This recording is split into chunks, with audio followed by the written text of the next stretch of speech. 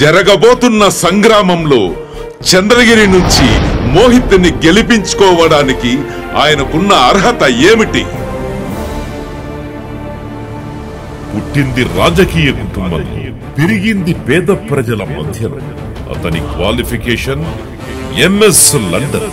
వయస్సుకు తగ్గ ఆనందాలు సంతోషాలు వదిలి ప్రజాసేవే లక్ష్యంగా ముందుకొచ్చిన మహోన్నత వ్యక్తి.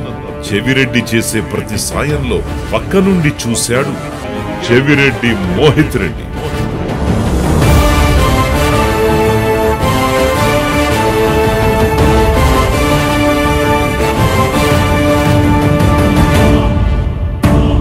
నాయకత్వం అంటే రాచరికం కాదు, నాయకుడు అంటే ప్రజాసేవకుడు అని ఎరిగినవాడు.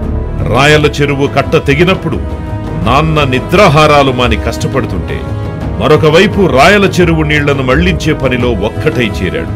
కరోనా సమయంలో చేసిన ప్రతి సాయంలో తాను ఒక వారధై నిలబడ్డాడు. వరదల్లో తోడున్నాడు, అందరికీ నీడయ్యాడు. యువత కోసం జాబ్ మేళాలు పెట్టించాడు. అతిపెద్ద క్రికెట్ టోర్నమెంట్ నడిపించాడు.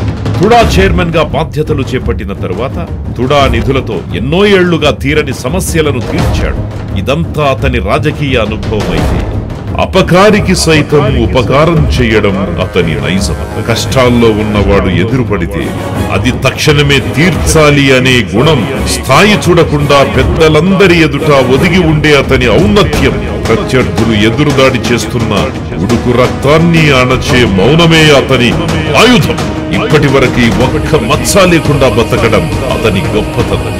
రాజశేఖర రెడ్డి పక్కన నిలబడ్డాడు. జగనన్న పాలనను చూశాడు. చెవిరెడ్డి చేతిలో చెక్కబడిన గొప్ప శిల్పమతడు.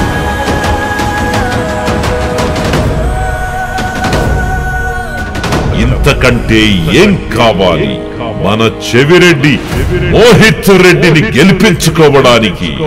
ఫ్యాను గుర్తుకే, ఫ్యాను గుర్తుకే.